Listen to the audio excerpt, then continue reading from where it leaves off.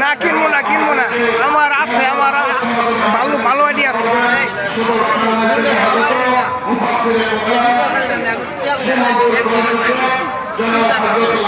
অনেক সুস্বাদু খাবার দেখতে পাচ্ছেন বিয়াসরা, এখন দেখতে পাচ্ছেন এখানে আসলে পেয়ে যাবেন ভালো খাবার।